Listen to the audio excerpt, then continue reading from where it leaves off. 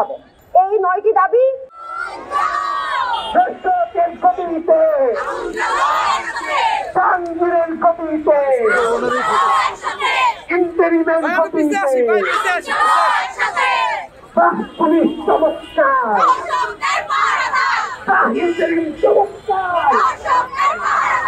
পুলিশের আসলে অবাক হচ্ছি, আমরা আসলে অবাক হওয়া উচিত না। আমরা আসলে ভুলে গেছি দোষ আমাদের। এটা কি সেই পুলিশ না যাদের কাস্টডিতে 2020 সালে ধর্ষক হাসতে হাসতে সেলফি তুলছিল?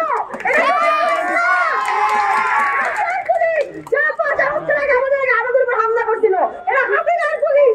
এই জায়গায় থেকে হাসিনার লেভেল নামে নাই, এরা তখন হাসিনার পারপাস সার্ভ করতে এখন ইন্টারিম গভর্নমেন্টের হয়ে আমাদের উপর হামলা চালাইছে। আমরা এই পুলিশি রাষ্ট্র চাই না। কোন ধরনের স্বৈরাচার আমাদেরকে দমন করতে আসে, আমরা জুলাইয়ের মতো 5 আগস্টের মতো আমরা বঙ্গবন্ধুর দিকে আবার প্রতিরোধ করব। আজকে আমাদেরকে থামিয়ে দেওয়া হয়েছে, আপনারা জানেন আধা ঘন্টা সময় দেওয়া হয়েছে। এই আধা ঘন্টা সময়ের মধ্যে যদি আমাদেরকে এখানে তারা আটকে রাখে এবং যাতে না দেয়, আমরা মনে করি পরবর্তীতে আমরা এর থেকে বড় কর্মসূচি পালন করব। এবং আমি বলে দিতে চাই যে এই ঘটনাগুলো ঘটেছে ধর্ষণের, তাদেরকে অবশ্যই বিচারের আওতায় আনতে হবে, না হলে আমরা আরো বড় ধরনের পদক্ষেপ নেব।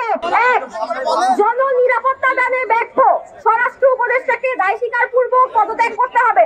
দেশ জুড়ে তোলপা ওয়ালটন ফ্রিজ কিনে হতে পারেন মিলেনিয়ার। এছাড়াও রয়েছে লক্ষ লক্ষ টাকার ক্যাশ ভাউচার সহ কোটি টাকার নিশ্চিত উপহার। 2. সারা দেশে অব্যাহত ধর্ষণ, নারী নিপীড়ন, চুরি, ডাকাতি, ছিনতাই বন্ধে কার্যকর পদক্ষেপ গ্রহণ করতে হবে। 3. অবিলম্বে পাহাড়, সমতল সহ সারা দেশে ঘটে যাওয়া ধর্ষণ ও নিপীড়নের সকল ঘটনার বিচার নিশ্চিত করতে হবে। প্রয়োজনে ধর্ষণের ঘটনার বিচারের জন্য আলাদা ট্রাইব্যুনাল গঠন করতে হবে। 4. সংশ্লিষ্ট অংশীজনের মতামতের ভিত্তিতে ধর্ষণ ও নারী নিপীড়ন প্রতিরোধের আইনসমূহে প্রয়োজনীয় যৌক্তিক সংযোজন, বিয়োজন ও সংশোধন করতে হবে। 4.1 নারী ও শিশু নির্যাতন দমন আইন 2000-এর ধর্ষণের সংজ্ঞা পরিবর্তন করে ধর্ষণের শিকার ব্যক্তি, লিঙ্গ, যৌনতা, ধর্ম, বর্ণ, জাতি, জাতীয়তা, প্রতিবন্ধিতা ও বয়স নির্বিশেষে সকলের ন্যায় বিচারের অভিগম্যতা নিশ্চিত করতে হবে। 4.1 অপরাধী বা ভুক্তভোগীর জেন্ডার নির্বিশেষে সকল ধরনের পেনিট্রেশনকে ধর্ষণের অন্তর্ভুক্ত করতে হবে। 4.1 যোনি, মলদ্বার বা যৌনাঙ্গের মুখে, ভিতরে বা বাইরে কিংবা শরীরের যে কোনো অংশে পুরুষাঙ্গ কিংবা অন্য কোনো বস্তুর প্রতিস্থাপনকে পেনিট্রেশন হিসেবে গণ্য করতে হবে। 4.2 ধর্ষণের ক্ষেত্রে প্রয়োজনীয় সাজা প্রদান নির্দেশিকা প্রণয়ন করা, যা অভিযুক্ত এবং ভুক্তভোগী শারীরিক মানসিক অবস্থা এবং সম্ভাব্য পরিস্থিতি বিবেচনা করে শাস্তির আনুপাতিকতা নিশ্চিত করবে। 4.3 ধর্ষকের সাথে ভুক্তভোগীর বিয়ে রাষ্ট্রীয়ভাবে অবৈধ ঘোষণা করতে হবে।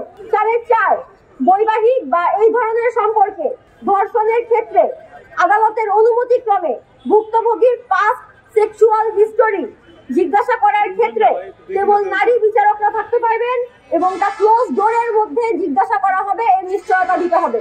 5 যৌন হয়রানি প্রতিরোধে প্রয়োজনীয় প্রাতিষ্ঠানিক সংস্কারের পদক্ষেপ গ্রহণ করতে হবে।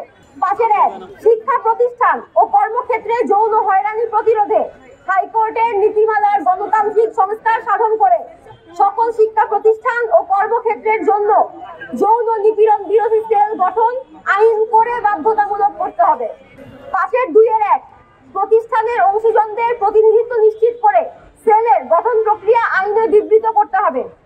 5.2 সেলের কার্য প্রক্রিয়া স্বচ্ছ এবং অভিযুক্ত বা অভিযোগকারী যে কোনো ধরনের ক্ষমতা প্রয়োগের আওতামুক্ত রাখতে হবে। এটি নিশ্চিত করতে সেলকে প্রয়োজনীয় ক্ষমতা প্রদান এবং একই সাথে সেলের জবাবদিহিতা নিশ্চিতের বন্দোবস্ত করতে হবে। 5.2 বিচার ও আইন ব্যবস্থার সাথে সংশ্লিষ্ট সকলের জেন্ডার সংবেদনশীলতার প্রশিক্ষণ নিশ্চিত করতে হবে। 5.3 প্রাথমিক থেকে উচ্চ মাধ্যমিক পর্যায়ের পাঠ্যক্রমে জেন্ডার সংবেদনশীলতার পাঠ অন্তর্ভুক্ত করতে হবে। 5.4 সম্মতি ও পছন্দের পরিষ্কার ধারণা দেয়, লিঙ্গভিত্তিক সহিংসতা প্রতিরোধের তথ্য ও জ্ঞান প্রদান করে এমন পাঠ পাঠ্যক্রমে অন্তর্ভুক্ত করতে হবে। 6 ধর্ষণের মামলা নেওয়া নিয়ে যে থানাগত জটিলতা তা দূর করতে হবে। বিশেষ আইন অথবা বিশেষ সেলের অধিকার বলে ধর্ষণের অভিযোগ যে কোনো থানা গ্রহণ করবে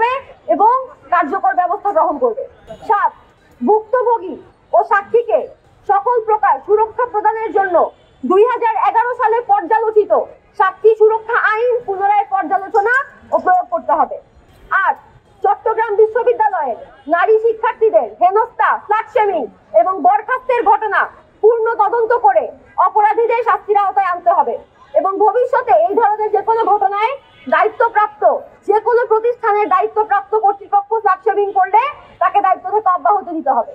9, বিশ্ববিদ্যালয় সহ সকল শিক্ষা প্রতিষ্ঠান, কর্ম প্রতিষ্ঠান এবং অন্যান্য সকল প্রতিষ্ঠানে শিক্ষার্থী ও শিক্ষক সমন্বয়ে স্বাধীন যৌন নিপীড়ন বিরোধী সেল কার্যকর করতে হবে। স্বাধীন যৌন নিপীড়ন বিরোধী সেল কার্যকর করতে হবে। সেলে আবশ্যিক নারী সদস্য থাকবে। অপরাধ প্রমাণ সাপেক্ষে দোষীকে শাস্তি দেওয়ার ক্ষমতা উক্ত সেলকে দিতে হবে। এই 9টি দাবি